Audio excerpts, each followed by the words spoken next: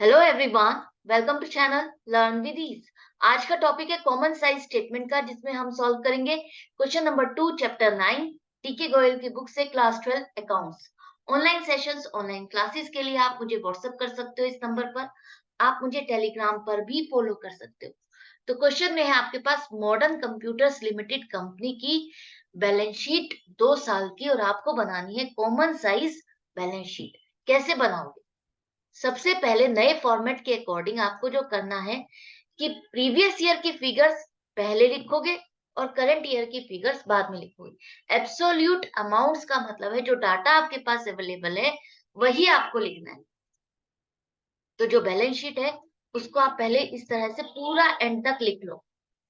Liabilities अगर आप लिख लेते हो तो लाइबिलिटीज लिखने के बाद अब यहाँ पर पूरी परसेंटेज हमको निकालनी। लाइबिलिटीज क्या है? एक कंपोनेंट है, पूरा एक पार्ट है, और उसमें जो डिफरेंट यहाँ पर डिफरेंट कंपोनेंट्स है, share capital, reserves and surplus, ये सब क्या है? इसके पार्ट है। तो हमें निकालना है कि लाइबिलिटीज तो हमारी 12 लाख है टोटल, लेकिन इस लाइबिलिटी में शेयर कैपिटल अगर हम जानना चाहते हैं तो उसकी परसेंटेज क्या है। तो वो कैसे निकालेंगे? 3 लाख बटा 12 लाख मल्टीप्लाइड बाई 100। तो 25% आपकी शेयर कैपिटल है टोटल लाइबिलिटीज की।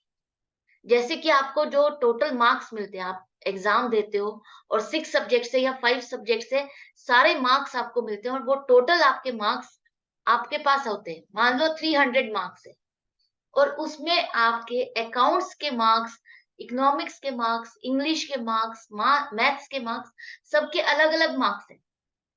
अब आपको एक पर्टिकुलर सब्जेक्ट के मार्क्स के परसेंटेज देखने हैं, तो आप कैसे देखोगे? आपको पता करना है कि आपने किस सब्जेक्ट में कितने परसेंट मार्क्स स्कोर किए। तो वो आप करते हो कैसे कि मेरे को अकाउंट्स में अगर 70 मार्क्स मिले तो 70 अपॉन 300 मल्टीप्लाइड बाय 100 करोगे, तो आपके पास आंसर आ जाएगा कि मुझे इतने परसेंट मार्क्स अकाउंट्स में मिले हैं। मेरी जो टोटल है, टोटल मार्क्स के इतने परसेंट मेरे अकाउंट्स के मार्क्स है। तो आई होप आपको अच्छे से समझ में आ गया। हमारे जो डेली लाइफ के एग्जांपल्स हैं, उससे जब हम समझते हैं तो क्वेश्चंस इजी हो जाते हैं। तो अब यहाँ पर देखो, टोटल लाइबिलिटीज 12 लाख, तो शेयर कैपिटल 3 लाख है। तो शेयर कैपिटल इस टोटल लाइबिलिटी की पार्ट कितनी है, कितना परसेंटेज है, वो निकालने के लिए हम क्या करेंगे? 3 लाख बटा 12 lakh multiplied by 100, 25%। Reserve and surplus कितना है? तो 4,36,000 अपॉन 12 लाख मल्टीप्लाइड बाई 100, 36.33% आपके रिजर्व हैं। टोटल लाइबिलिटीज में आपके 36.33% रिजर्व हैं। लॉन्ग टर्म बोरोइंग्स 12 लाख में 2 लाख आपकी लॉन्ग टर्म बोरोइंग्स है, जिसकी परसेंटेज क्या है? तो 2 lakh upon 12 lakh multiplied by 100, 16.67% long term borrowings है। Trade payables 2,40,000 upon 12 lakh multiplied by 100, 20% total liabilities के आपके ट्रेड पेबल्स हैं, और 2% शॉर्ट टर्म प्रोविजन से। कैसे निकाला? 24,000 अपॉन 12 लाख मल्टीप्लाइड बाय 100। जिस तरह से प्रीवियस ईयर का निकाला उसी तरह से करंट ईयर का निकालना है। टोटल लाइबिलिटीज कितनी है करंट ईयर में? 15 लाख है। 15 लाख में शेयर कैपिटल की कितनी परसेंटेज है? 3 lakh upon 15 lakh multiplied by 100, 20%। Reserve and surplus 6.5 lakh upon 15 lakh multiplied by 100, 43.33% आपके रिजर्व एंड सरप्लस है टोटल लाइबिलिटीज की। और लॉन्ग टर्म बोरिंग से 25 lakh upon 15 lakh multiplied by 100, 16.67% long term borrowing से। तो ये दोनों में चाहे फिगर चेंज हो गई, लेकिन परसेंटेज देखोगे तो कोई चेंज नहीं आया। आपकी शेयर कैपिटल पहले से डिक्रीज हो गई, उसकी परसेंटेज डिक्रीज हो गई। रिजर्व्स एंड सरप्लस पहले से बढ़ गए, उसकी परसेंटेज इंक्रीज हो गई। और आपके लॉन्ग टर्म बोरोइंग्स उतने के उतने हैं। ट्रेड पेबल्स आपके परसेंटेज देखा जाए तो घट गए। 2,85,000 अपॉन 15 लाख मल्टीप्लाइड बाय 100, तो आपके पास 19% ट्रेड पेबल्स आ रहे हैं टोटल लाइबिलिटीज के। और आपके शॉर्ट टर्म प्रोविजंस जो कि 2% थे पिछले साल, इस साल हो गए हैं 1%। 15,000 अपॉन 15 लाख मल्टीप्लाइड बाय 100 हमारा 1%।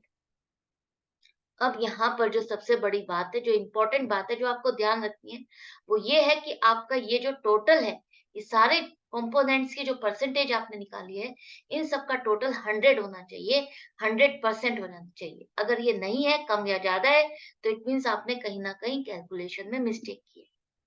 आई होप आपको अच्छे से समझ में आ गया। टोटल लाइबिलिटीज एक टोटल होल एक चीज है, कोई पार्ट है जिसके ये डिफरेंट कंपोनेंट्स है, डिफरेंट कंपोनेंट्स जिसका आपने परसेंटेज निकाला कि ये मेरी एक चीज है जिसमें 25% मेरी शेयर कैपिटल है, इसमें इतने रिजर्व्स एंड सरप्लस है, इतने परसेंट, और इतनी लॉन्ग टर्म बोरोइंग्स है, इतने ट्रेड पेबल्स है और इतने शॉर्ट टर्म प्रोविजंस है।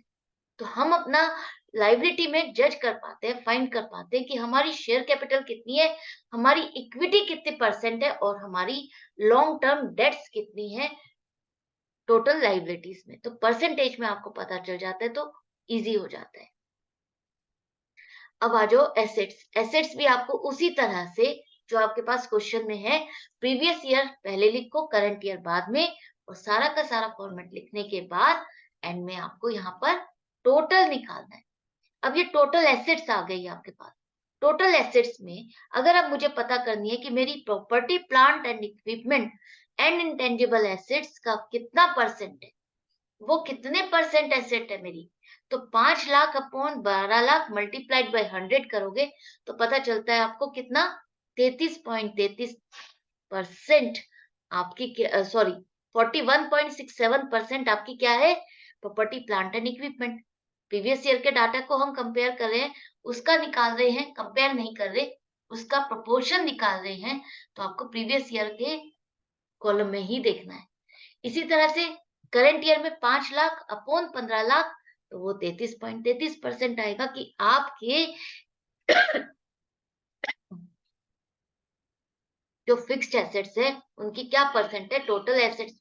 तो देखते हो तो देखा जाए तो आपकी पहले से आपकी फिक्स्ड एसेट्स की परसेंटेज डिक्रीज हो गई, पहले से इसका प्रोपोर्शन कम हो गया।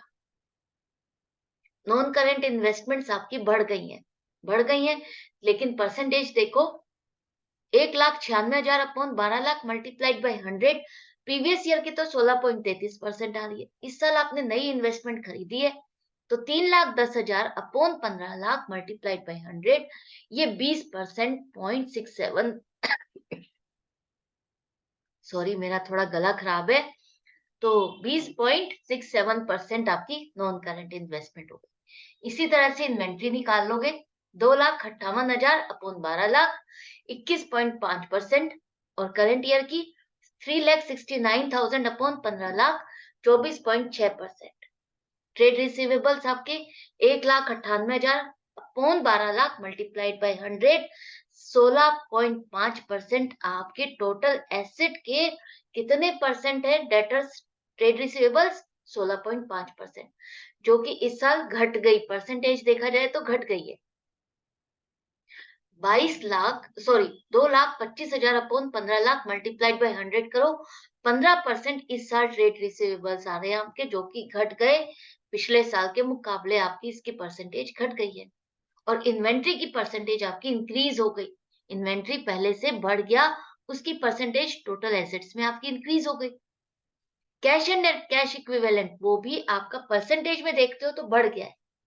अगर इस तरह से देखते हो तो अमाउंट देखो आपकी डबल हो रही है, लेकिन परसेंटेज में देखते हो तो परसेंटेज में कोई ज्यादा डिफरेंस नहीं आया, उसका प्रोपोर्शन इतना ज्यादा नहीं बढ़ा, डबल नहीं बढ़ा, लेकिन अमाउंट से अगर आप देखते हो तो वो डबल दिखाता है। तो जब हम परसेंटेज में देखते हैं तो हमें पिक्चर अच्छे से समझ में आती है, क्लियर होती है कि कितने परसेंट से प्रोपोर्शन इसका बढ़ा है, एसेट में आज की डेट में इसका कितना प्रोपोर्शन है। तो आई होप ये क्वेश्चन आपको अच्छे से समझ में आ गया, डाउट या कंफ्यूजन नहीं रही है। जो कंफ्यूजन रहती है आप लोगों में कि कंपैरेटिव और कॉमन साइज में क्या डिफरेंस है, किस तरह से दोनों अलग है, किस तरह से दोनों को बनाना है, तो आई होप मैं आपके ये डाउट को क्लियर कर पा रही हूँ, क्योंकि मैं दोनों चैप्टर्स के क्वेश्चंस को साथ के साथ लेके चल रही हूँ, दोनों के क्वेश्चंस को साथ के साथ सॉल्व करा रही हूँ, ताकि आपको समझ आ सके कि दोनों में फर्क क्या और आपको सॉल्व कैसे करना है। फर्दर ये दोनों चैप्टर में से आपको चॉइस आएगी एक क्वेश्चन करने की, तो आपको एक ही क्वेश्चन करना है, तो आप एक चैप्टर भी प्रिपेयर करोगे तो भी आपका चलेगा, लेकिन अच्छे से करना। मिलती हूँ नेक्स्ट वीडियो में नेक्स्ट क्वेश्चन के साथ, लेकिन आपको अपनी प्रैक्टिस जारी रखनी है। Goodbye and take care.